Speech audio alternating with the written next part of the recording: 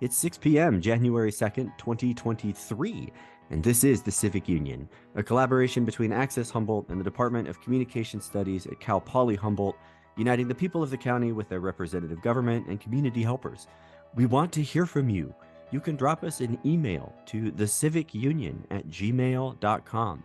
You can also tweet us right now at civic_union on Twitter. We will read and respond to appropriate tweets and emails on the air. Why not give it a try? That's at civic_union on Twitter or the Civic Union, all one word, at gmail.com. Today, I'm talking with Renee Contreras-DeLoach, who was recently elected to serve the Eureka City Council Ward 5. She told us that she is a former small business consultant that offered free and low-cost services for businesses, loves volunteering, and is passionate about helping people build better, more successful lives.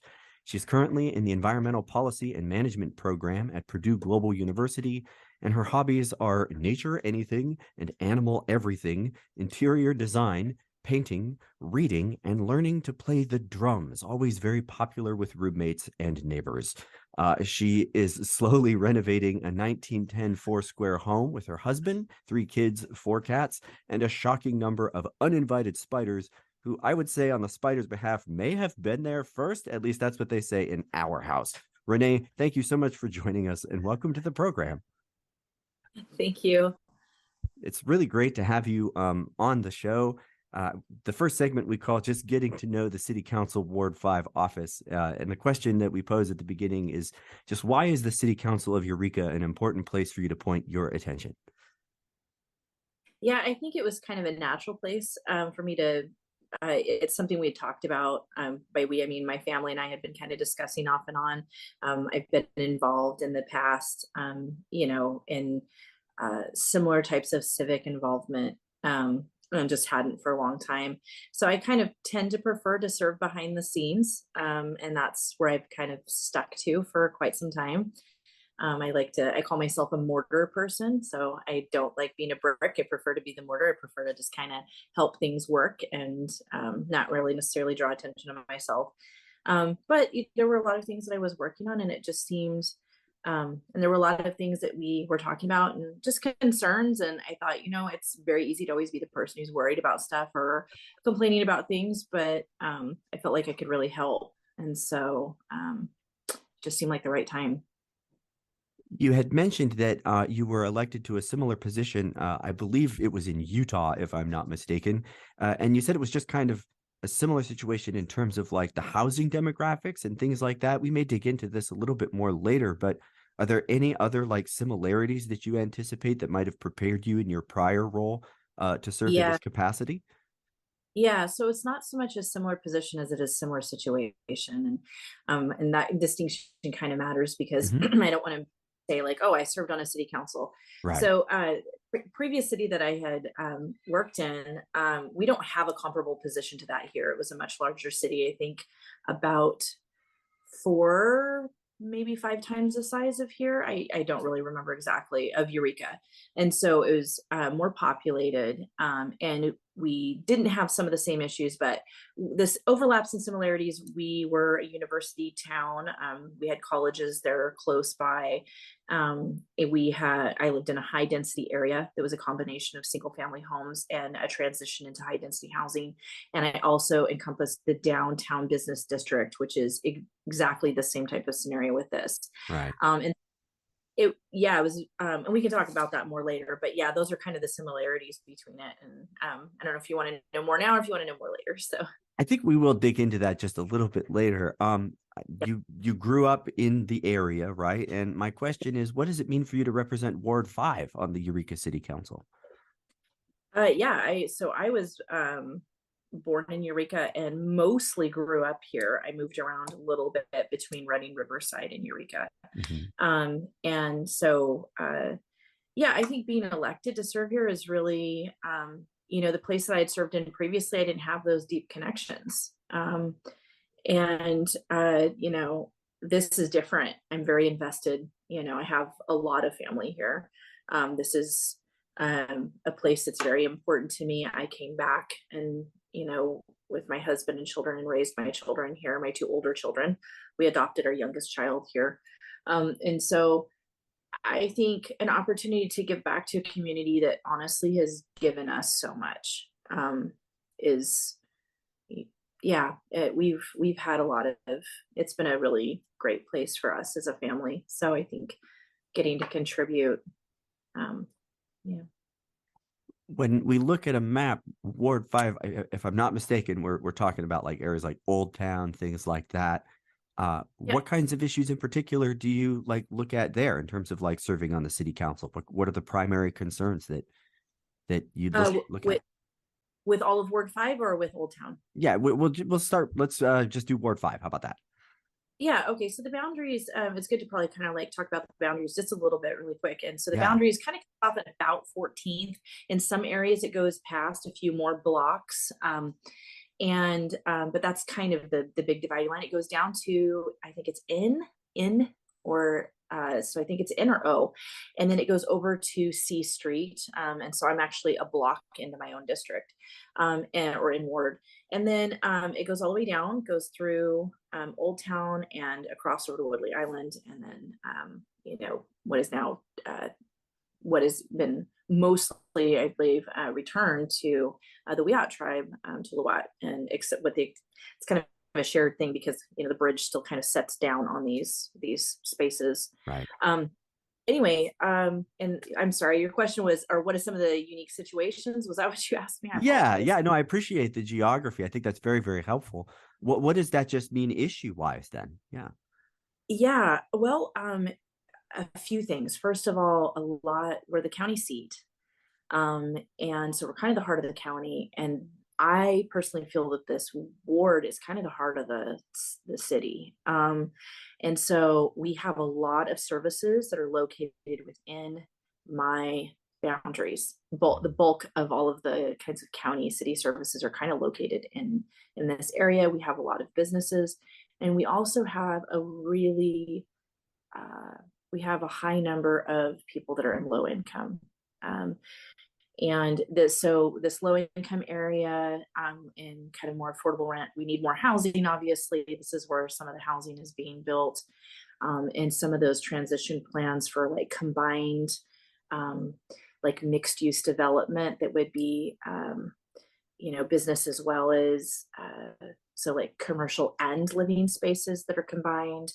A lot of that infill development that's going to be going in, where we're going to build where what is presently parking lots that will become housing. So I think we have very unique issues, because we've been impacted also even further by COVID, right? So we have a lot of businesses. Downtown is struggling. Our business area is struggling, which is a big concern for me. And then, housing. And so it's it's unique. I feel like there's unique challenges here that you might not see necessarily as much of in other wards. I think it's a very, very distinct place in a lot of ways. And you identified so many different issues there that would come up there. One of the questions that we like to ask folks as we get to know folks, particularly on the city council, it's a job I think a lot of people don't have a lot of familiarity with, if they've seen Parks and Recreation or similar shows, there will be city council members that they know of, but not a lot of the public is super familiar with just like the job. So the question is like, can you take us through a typical day on the job for you? What does it mean for you to prepare for your job? What does the day-to-day look like? Well, that's a great question. So I was just sworn in on, I apologize, 20th or 21st of December. Right. Congratulations. Yeah, thank you. And I was actually in Texas on a trip we'd planned 6 months before, which means it was predated even me deciding to run, because I decided to run at the very last second. So I was sworn in down there and did my first council meeting down there, and it was right after the earthquake. And so the reason why I say that is I haven't had a traditional meeting yet. Right. And so I've met with the city manager. So right now, what my role looks like is checking my email a lot. And then also just making sure I'm reading kind of everything. I'm going back through and kind of looking at, recent council decisions and stuff like that that are being that have been discussed, or that might be maybe a little bit. So right now, really, I am studying and making sure that I'm prepared so that I'm managing things in the meetings appropriately and properly.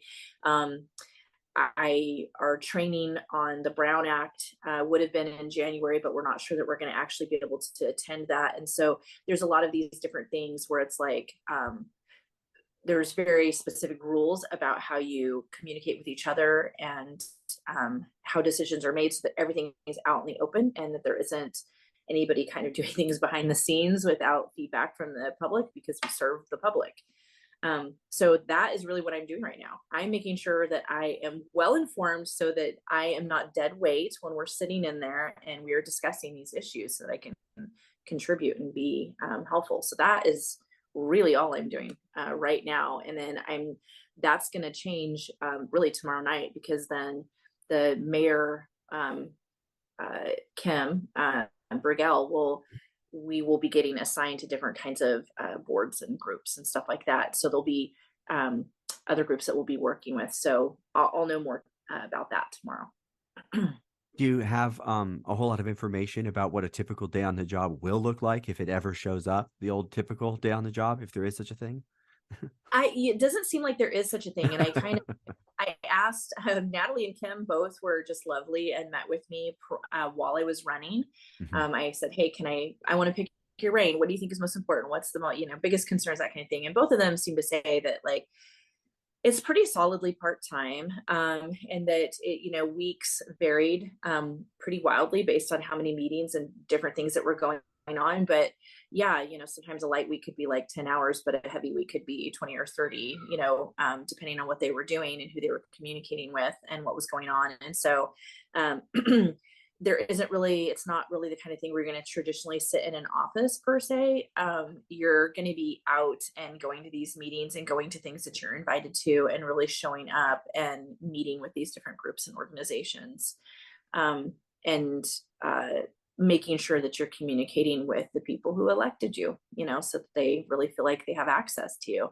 And that's a really big deal to me. So I don't know how other people have done it with this. I know how I did things in a previous elected position many years ago, but I had a way more wiggle room. We weren't held to the same types of laws with what I was doing, partly because I wasn't in the state of California, and also because I was not a city council member, and there are different rules. So it will be interesting, but I know I was very engaged in kind of doing, I guess, what you'd call like town halls and stuff back then, where I was just kind of made sure that I was available for people to talk to me. Not very many people take advantage of that type of stuff. And even now you'll see with most city council meetings, you don't really get a lot of people showing up unless there's something that they are very concerned about. And then, you get a bigger turnout when people are concerned, Mhm. you know. Yeah, and sometimes that's when we really need that participation, and sometimes a lot of late folks showing up can make things a little Right. tricky, right?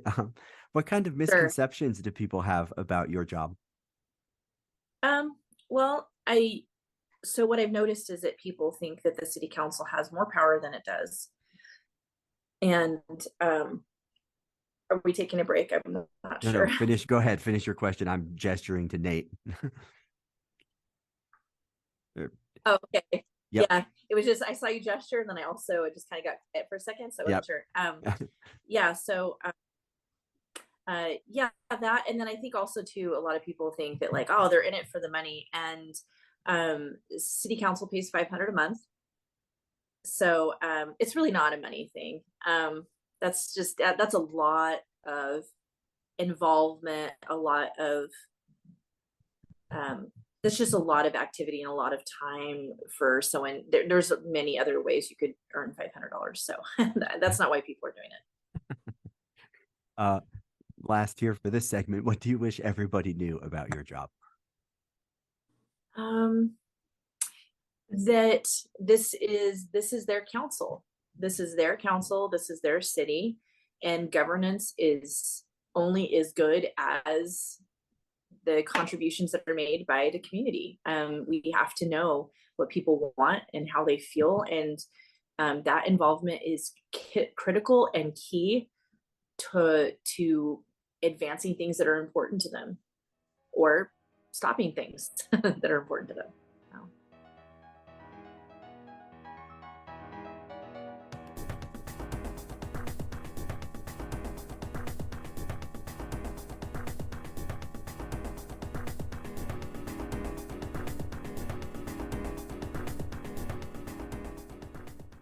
You are listening to KZZH 96.7 FM Eureka. We're also streaming on kzzh.accesshumboldt.net. Access Humboldt is local voices through community media. This is the Civic Union, a collaboration between Access Humboldt and the Department of Communication Studies at Cal Poly Humboldt, uniting the people of the county with their representative government and community helpers. We do want to hear from you. You can drop us an email to thecivicunion@gmail.com. You can also tweet us at civic_union on Twitter. Today, we're talking with Renee Contreras-DeLoach, who was recently elected to serve the Eureka City Council 5th Ward. We just finished getting to know the council member just a little bit. Now we just kind of want to dig in a little bit more into your background, if we could. We touched a little bit on this in the first segment there. You said that you were born in Eureka. The other part of the question that we sent you was, do you have a first political memory? Was there a moment where you realized that politics was something that people could do and it was something you could participate in, or anything like that? Yeah, I actually, this is, I remember with government specifically, I don't think I necessarily thought about things in terms of politics, but yeah, this is a fun question because I was sitting there thinking about it. And initially I was thinking it was getting to go to the state capitol when I was 15 years old down in Sacramento. And that was a really interesting experience for me, but I actually realized that it was Sandra Day O'Connor being put on the Supreme Court when I was in elementary school. And I thought about it. I thought, when was the first time I really thought, oh, hang on a second, like there are women doing some really, they can go all the way up to something, anyway. So yeah, it was when I was young. I want to say fourth grade, but I feel like that's probably not right. And somebody's going to bust me on it if I say it. So, but Who's yeah, counting? yeah, but I would say those two experiences. I went to the Capitol when I was 15, and I don't know, there was just something about it. I'm a huge architecture nut, and I don't know if I realized that at that age, but I was definitely already staring at everything when I would go into these buildings. But I was enamored by the architecture. I went past some of the memorials out on the grounds, and then out they had these big rolling bucket things, and it was all the discarded bills, and I just was like, oh, is this trash? And they're like, it's trash. And so I'm like, all right. I grabbed one of, I think two of them, and like took these bills, these big old fat, bills home, and kept them for quite a long time. And I don't know, there was just something about it for me. I was very intrigued by the whole concept and process of government and just how it works. So yeah, kind of dorky story, but yeah. As an educator, there's something that just makes me very happy at the thought of a child squirreling away a piece of legislative writing so they can read it later. Like that's Yeah, I had to keep busting out the thesaurus because I was like, I don't know what this word is. oh, This it's not dictionary, easy. what is this word? What does this mean? Yeah, But yeah, I'm very intrigued by it. that's very fascinating. You touched a little bit on this too in the first segment when you just talked about, what the city of Eureka meant to you and what it has given to you. But the question is, why did you get into local politics? Obviously $500 a month, like you're going to go for that. That's the big chunk of change that's bringing everybody in. But Yeah. what else is it that brings you into local politics? I am a very focused, very determined person. And I tend to get I get this fixed point in my mind about how to kind of solve problems. Like I feel like I said earlier, mortar person, I'm a problem solver. And I just look at things a little differently.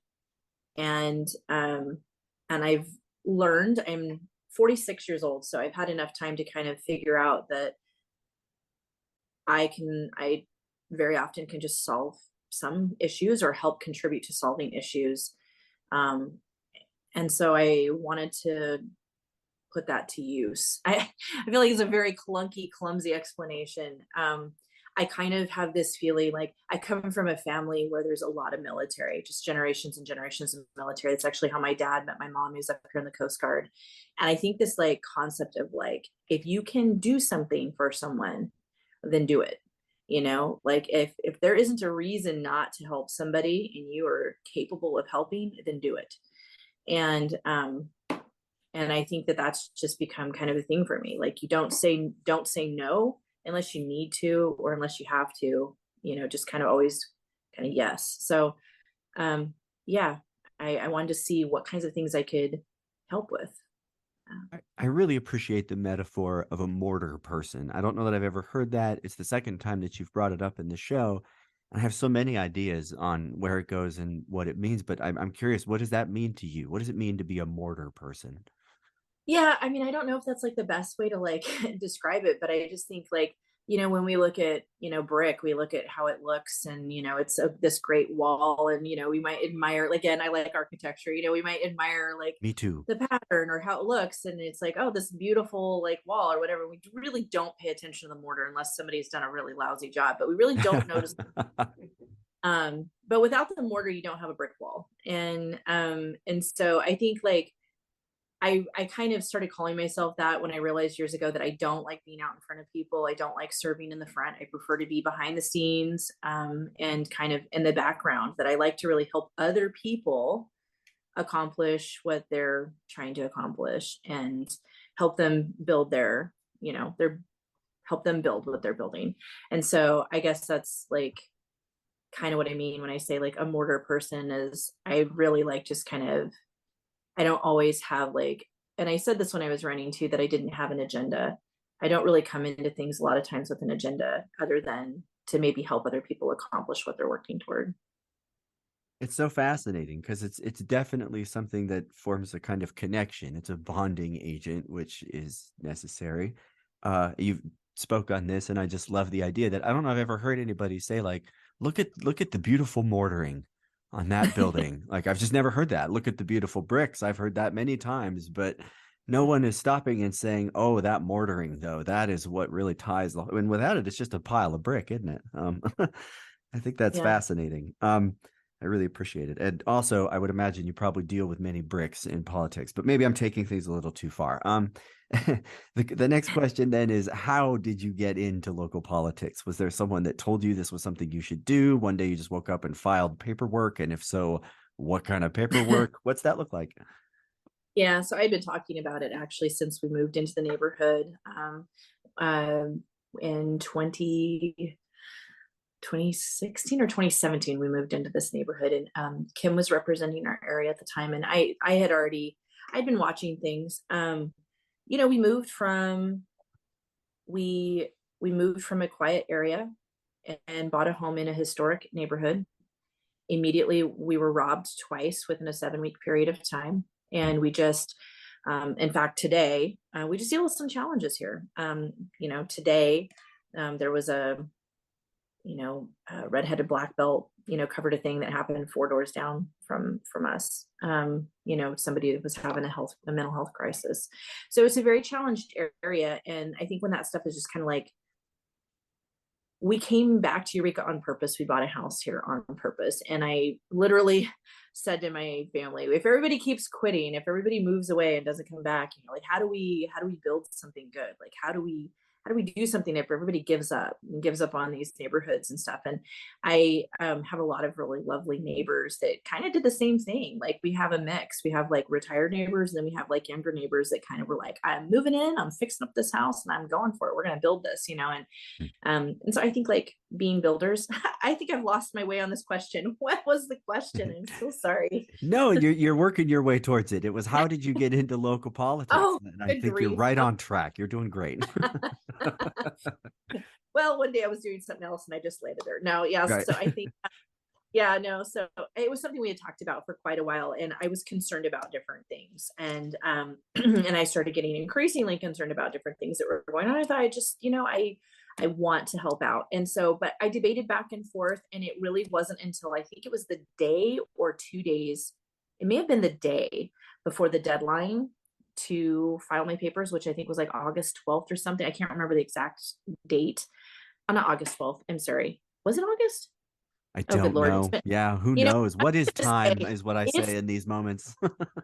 it's been a year, and I'm Yeah, just gonna. It's been a year. it's been a big Anyway, day. There's just a lot going on right now.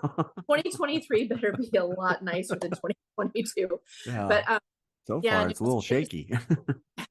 right. I know it's gotten off to quite a start, but Yeah, no, I did it at the last second and they said, yeah, now you have to go out and get, I think it was like 30 or 20 qualified signatures. So you have to be able to file. So you, first of all, it has to be an office that's open. So the logistics of it you asked about. So Mhm. an open office.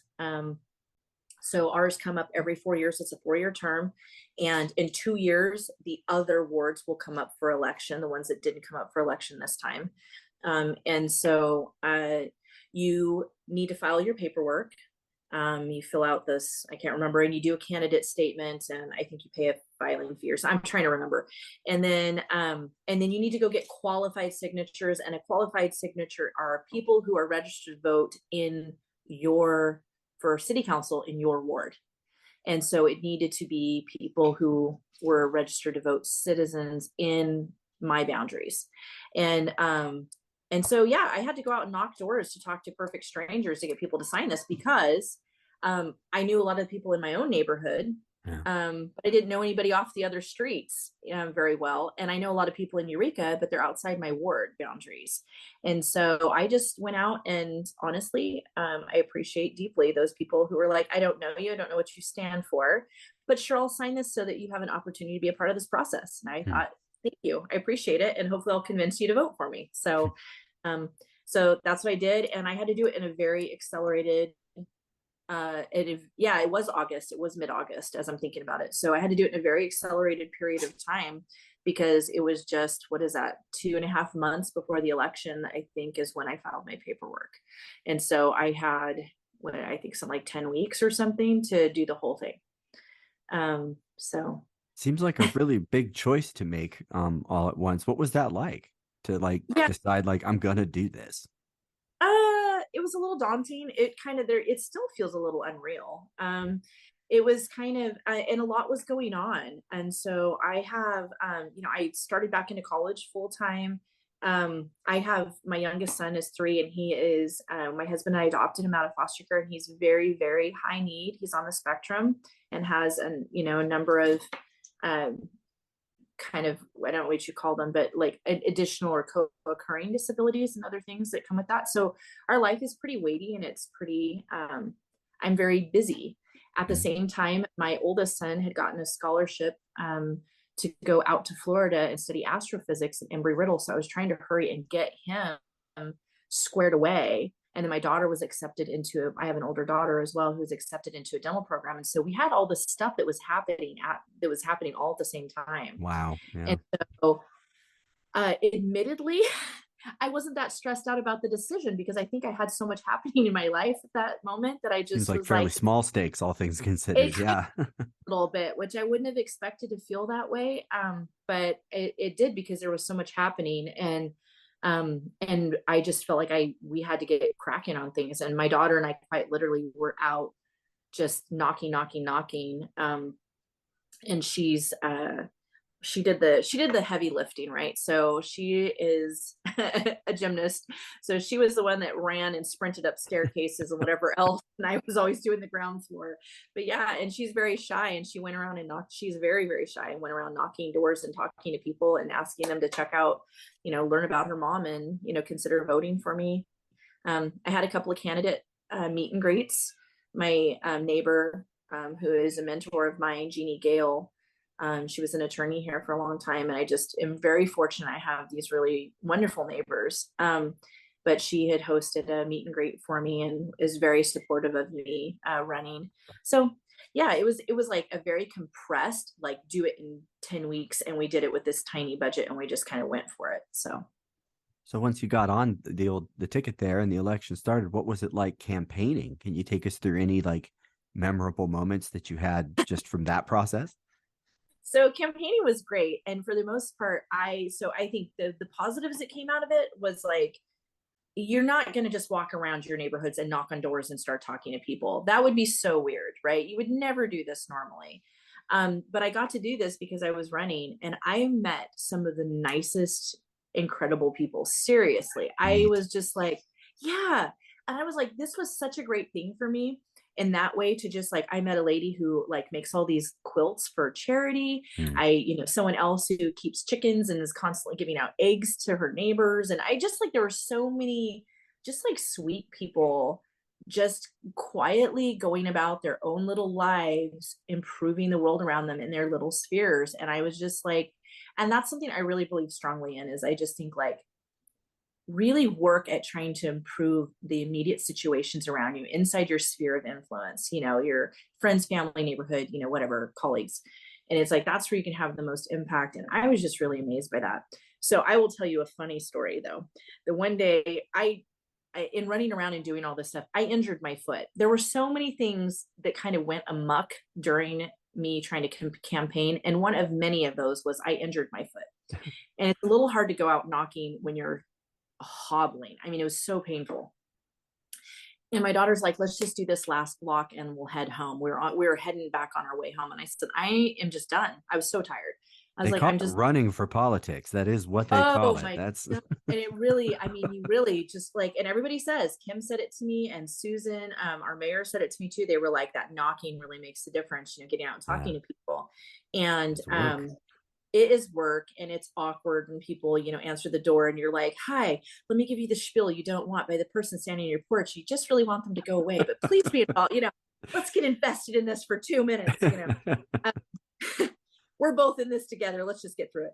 But yeah, like, I think, and it was really, really good. But so that one day we were coming back and I said, okay, you do this side of the street. I'll do this side of the street. And this is the last 2 houses. We're done. And we're heading home because I'm dying. And she goes, okay. So I walk over and I knock on the door. And this guy answers the door and he's nude. Mm-hmm. And I was getting to know your neighbors then. Mm-hmm. And I just said, and he had like a fake faux rug thing around like one side of his hip. Anyway, Fred Flintstone moment. So I had it, I just stuck, I had door hangers and I just stuck one in his hand and I said, hi, I'm Renee Contreras-DeLoach. I'm running for city council, just did my spiel really first. So you can take care of, and off the porch I went.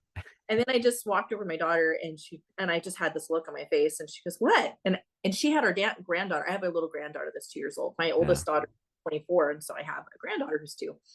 And I said, I'm ready to go home. We're done. And she goes, okay. She goes, what happened? So I told her, I said, I'm just glad it wasn't you that went and knocked on the door with my granddaughter. She goes, yeah, me too. So I was like, that was probably one of the goofiest things that happened. You never know what's on the other side of that door. No. When it opens. What would you tell people that are considering a career in local politics or wanting to get into local politics? Or conversely, what would you tell people that just ignore it altogether? Oh, no, I think I really think that there's everybody. I think there's a place for everyone. And I don't necessarily think that, so politics is kind of a dirty word. And I think for myself, if I was thinking of it as something other than service, I don't know that I would be able to do it. But I think finding what's unique about you, what's special about you individually, especially with younger people, I think this generation is just cares at a level. But finding what's special or unique and finding how to use that to benefit the world around you. And I don't think that has to be politics, but it can be. But I think focusing on what's special about you and what you have to offer. You, the listener, are listening to the Civic Union, which is a collaboration between Access Humboldt and the Department of Communication Studies at Cal Poly Humboldt. We're talking to Renee Contreras-DeLoach. We've just talked about what it means to represent Ward 5 in Eureka, and also a little bit about what it means to be a mortar person. We're about to talk about some of the issues facing the Eureka City Council. So keep listening.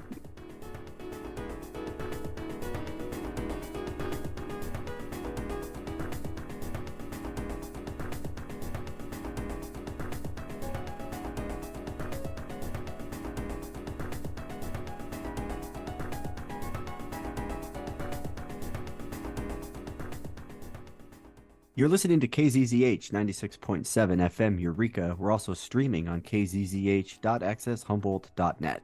Access Humboldt is local voices through community media. I'm Dr. Aaron Donaldson, and this is the Civic Union. We're talking today with Renee Contreras-DeLoach, who was recently elected to serve the Eureka City Council 5th Ward.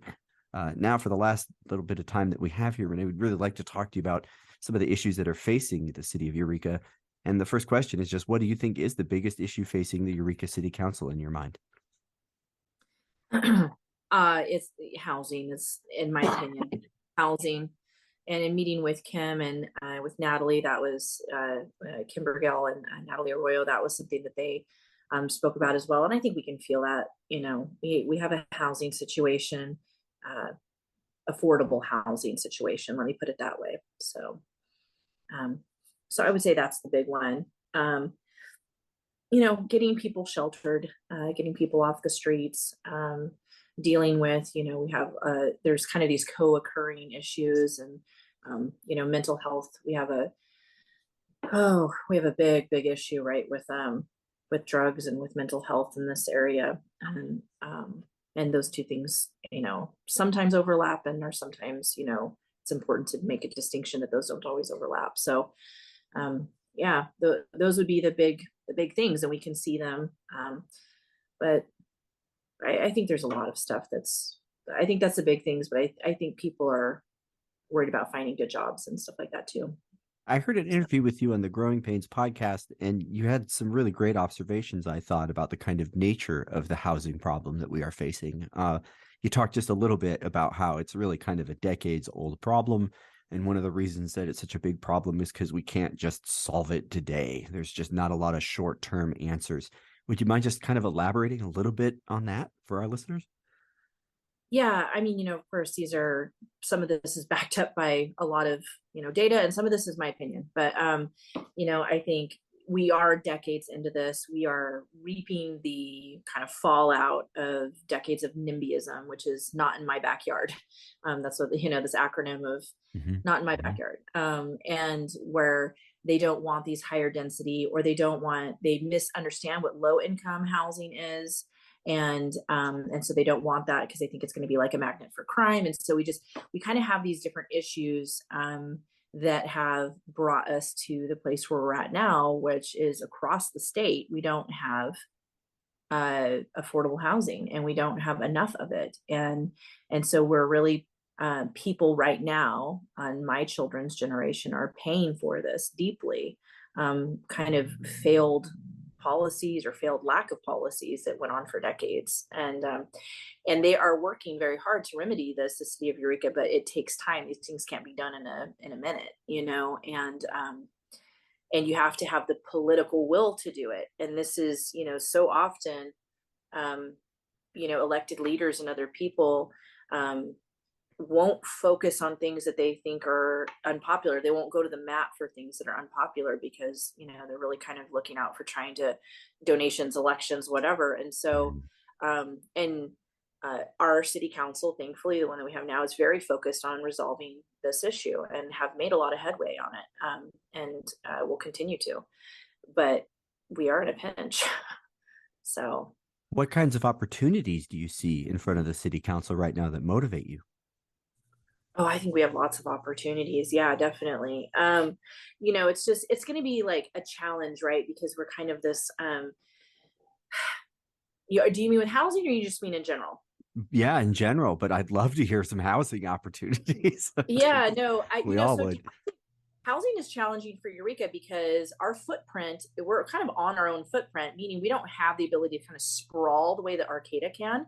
Like we can't like move out, like you move in one direction, you hit like Pine Hill, you move in another, you hit Cutton, Ridgewood.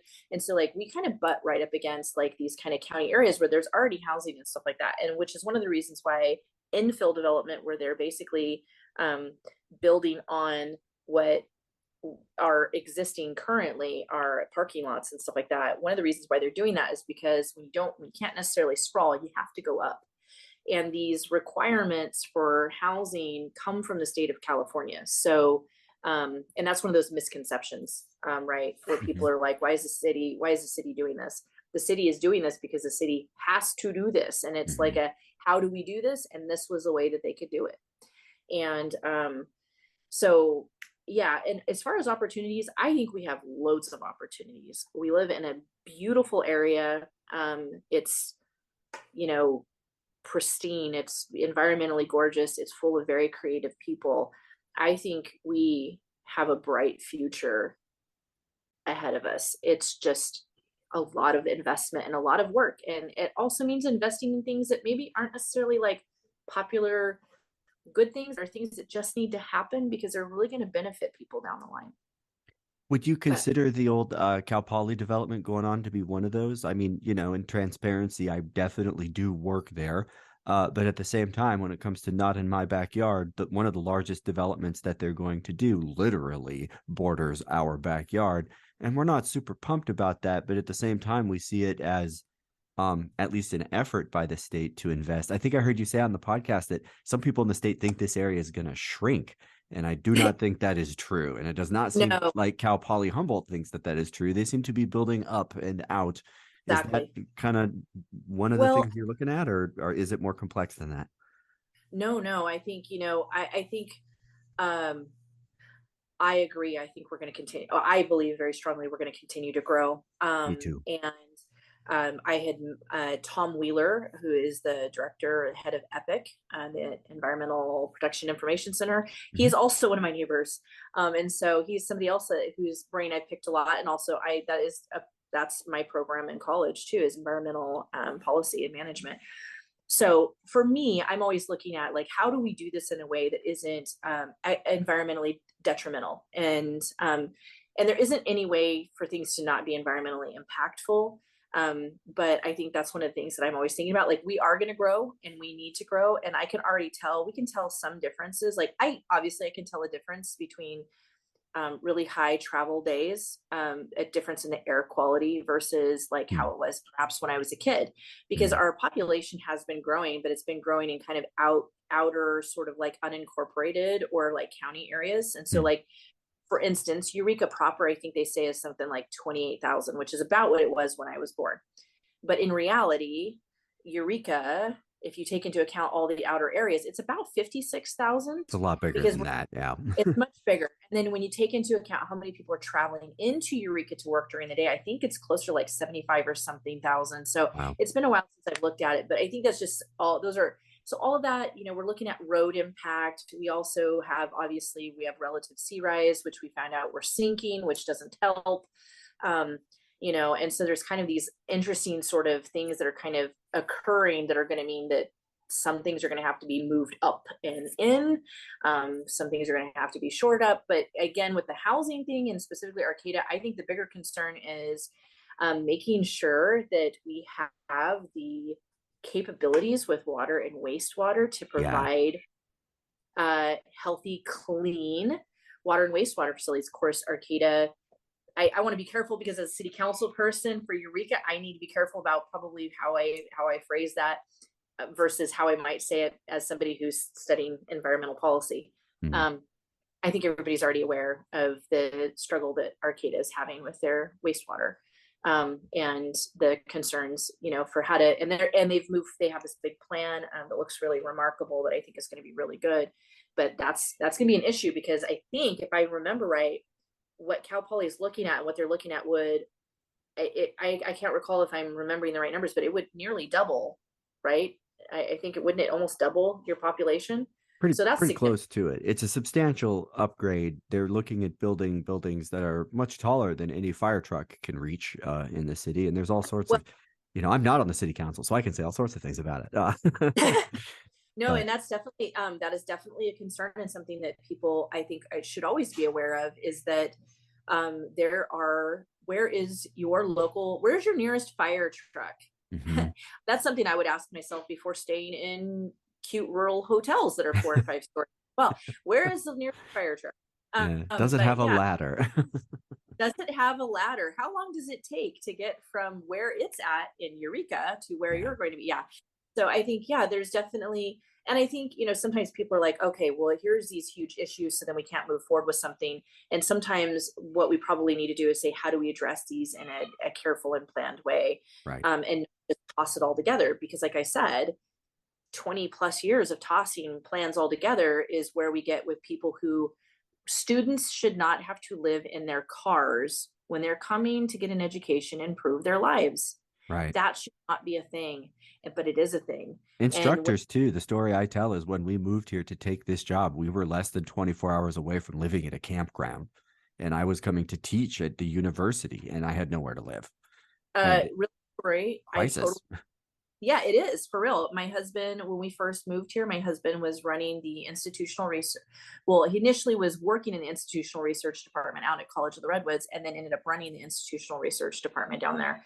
And we lived in the little room above my grandmother's garage. It was all we could find for 2.5 months. That we Yeah. just couldn't find anything, and we were having a heck of a time. And I mean, it we had like 3 houses to pick from that we could fit our family in. It wasn't us being picky. There was nothing to pick. It Right. was very frustrating and discouraging.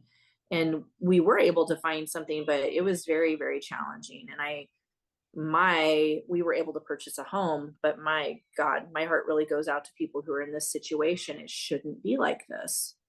Um, It's a so tough we do. time, and generationally, I think it's especially impacting Oh, folks. You talked about that a lot on that other conversation on that podcast. My question here is like, what other things can the city do to address affordable housing? You talked about more infill. We're seeing like auxiliary dwelling units and things like that, which you spoke a little bit about being great if you have cash on hand to put 110,000 down on a, a new right. dwelling unit in your backyard. What kinds of things can the city do? Well, there's barriers to people being able to. I think what else can it do? Not a lot. I mean, Yeah. honestly, not a lot. We can go up. We can do these infill developments. We can look at other pieces of property, and they do these partnerships, and you have independent investors that aren't connected.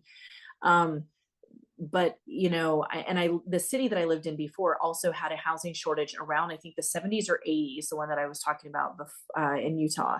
And the way that they did it then is they kind of just said woohoo and went willy-nilly on their kind of zoning So restrictions. people Just living in root cellars and things like yes, that, and a coal yes. chute, perhaps, I think I came mean, up. that was not terribly common, but everybody had the way that their houses were built out there is that everybody had these basements, and a lot of people hadn't finished out these basements, or they had, but they were just kind of canning areas or root cellar kind of. And so they literally went through, this sounds a lot goofier than it is, but they went through and finished out these basements. We don't have that option in Eureka, but we can do these accessory dwelling units. But we have a lot more regulation here that makes, and we had supply chain shortages. We have things are still as expensive as they've probably ever been. I mean, just to Yeah. try to build anything, like, we would love to do that. We have a perfect spot to do it. We don't have the money to do it. The materials, Um, yeah. we have a useless 2-car garage in our backyard that it's too low. It's as it's the floor is below the road level now because they've kind of the city's come out and kind of dumped gravel back there. And so we have a Huh. sump pump to keep it from flooding that we don't use it. It would be a great thing to tear down and build something better. And that would be a great solution. But it's not, there's reasons why it can't, there's reasons why it can't work. And I think we have to, there's always, which thing do you want? We always have to decide, because regulations are very important, for a variety of reasons, but then we can also get to a point where it just discourages and turns people away from doing things. It's real hard to do much of anything if it just costs so much money to even get started with applications And that's all something those that a kinds lot of of people things. have complained about. And I don't, I don't know what the situation is with this, but I have heard a lot of complaints from multiple directions that people are like, the permitting process is a nightmare and it takes a long time. And Right. so I don't know what the situation is with that yet. I don't It's know. a tough one because you've acknowledged a lot of those regulations exist to stop some of the worst kinds of exploitative behavior that we could Exactly. imagine. But at the same time, when we have so many of those, then now what? Nobody can do anything unless No, it's such a tricky thing. And I mean, that's kind of always what government is doing, right? I mean, you're right. always trying to, like, how do you balance having a economically viable community and society and also make sure that people are protected? I mean, it's a lot of our EPA regulations are kind of balanced. They're not necessarily like, this is the healthiest way to be. It's how healthy can we get it without completely, stalling whatever we're trying to move forward? And that's kind of a sobering thought because, that's kind of sobering for me. from the perspective of, I want my water as clean as possible, Right. not clean as you feel is acceptably, yeah. Right. So that's kind of challenging.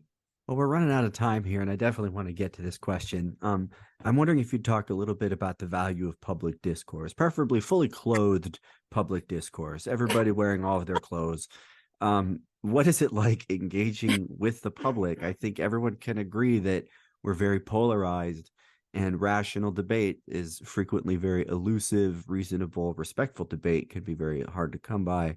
What's that like in your world so far? That's a huge challenge. I think we've been kind of, I hope it can come back, but I think we've kind of witnessed sort of the death of civility in some ways. And it needs to be there, or you can't dialogue. You can't change anybody's mind if you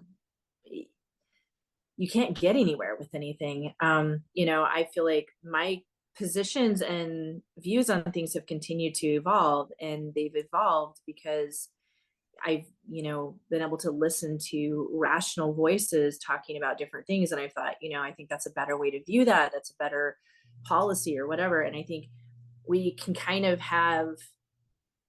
we can sort of have our say and feel like we have a mic drop moment, or we can evolve as a community and kind of move the needle, but we don't get to do both. And I think we have to be very careful in how we kind of spend our, I don't know, our civil capital. I don't really know. I don't have like a good way to put it, but I obviously I didn't grow up in a generation where this was so divided and so divisive. I grew up in Humboldt, where I was always very like proud of like how very different everybody was, but how we all were friendly with each other. And I felt like that was a great example for me. And when I lived in other places where it was a lot more divided, I was really like, wow, I really came from someplace special. So it's been hard to watch how things became so fractured over the last, it's been, the fracture has been forming for a long time. I think it's hard to know when exactly to trace it to, but certainly it kind of busted wide open probably 2016, 2017. I have a very big family.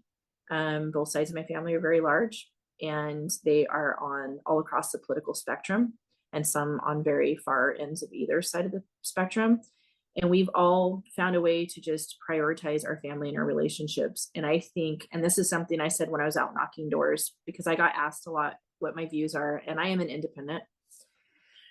And I just really think we have got to work with our neighbors. We can't give up on each other.